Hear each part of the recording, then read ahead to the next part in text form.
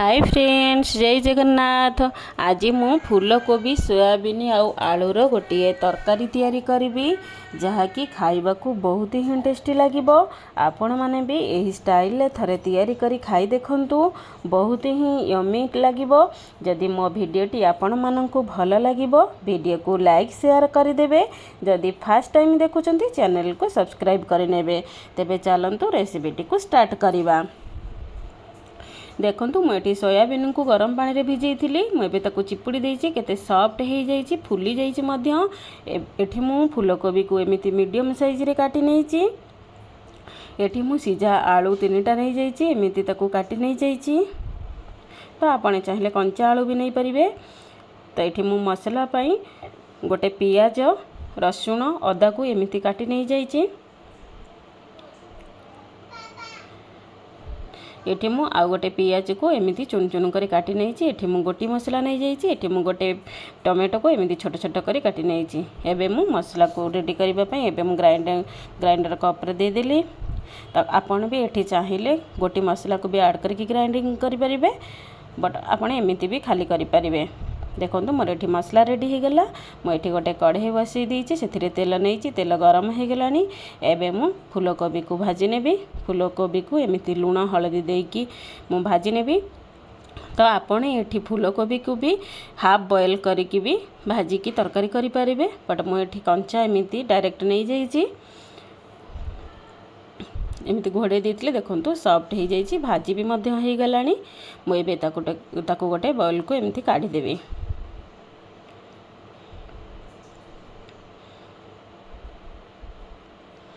एबे मु सेई तेल रे सोयाबीन को भाजी नेबी।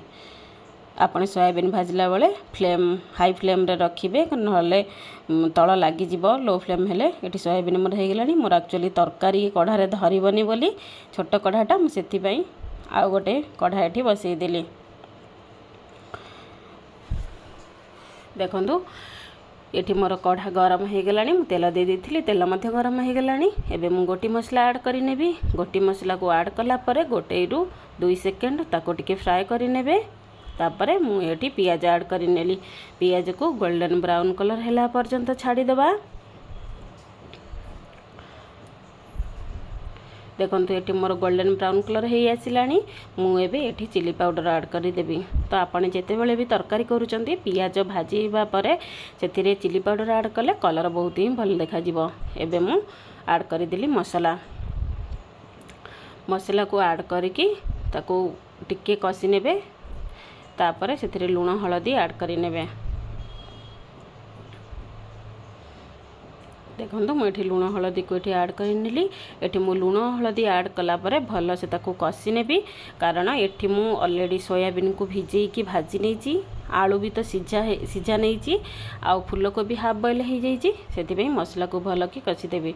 ये मु टमाटो ऐड कर सारी, बट कैमेरा ऑन नथिला सेते बेले ऑन करने को भूली जाइए। टमाटो भी ऐड करके एमती कसी नेली।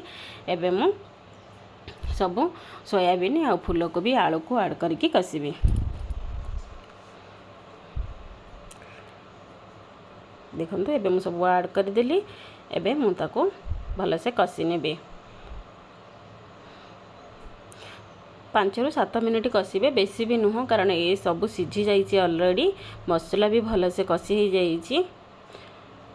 बस एमिति कसीबे 5 ରୁ 7 मिनिट कसिले कौन ना से मसला सब पशिजिव। देखो ये मोर कषा रेडी हो गलानी। एबे मु पानी दे देबी। एबे आमे भात रे खाइबू, सेति पई मु मो हिसाब रे पानी देली एठी। तो आपण जदी रुटी रे खाइबे कि भात रे खाइबे सेही हिसाब रे आपण पानी रो क्वांटिटीटा देबे। देखंतु मु एतिकी पानी दे देली, कारण आमे भात रे खाइबू। एबे मु ताकू घोड़े की छाड़ी देबी 5 मिनिट।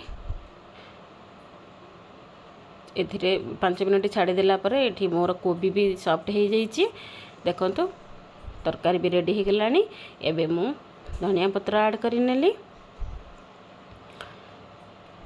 तापरे एठी गरम मसला ऐड करि नेली। गरम मसला ऐड करिवा परे 1 ରୁ 2 सेकंड एमती फुटिबो। तापरे मु ताको गैस फ्लेम बंद करि नेबी।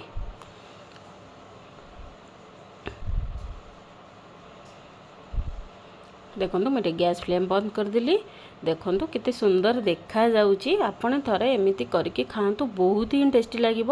କାରଣ ଆପଣ ସୋୟାବିନ୍କୁ ପୋଟଳ ସହିତ ଆଳୁ ଦେଇକି କଷିକି ଖାଇଥିବେ, ଆପଣ ଫୁଲକୋବି ସହିତ ଥରେ ଏମିତି ସୋୟାବିନ୍କୁ ଦେଇକି କରିକି ଖାଆନ୍ତୁ, ବହୁତ ହିଁ ଟେଷ୍ଟି ଲାଗିବ।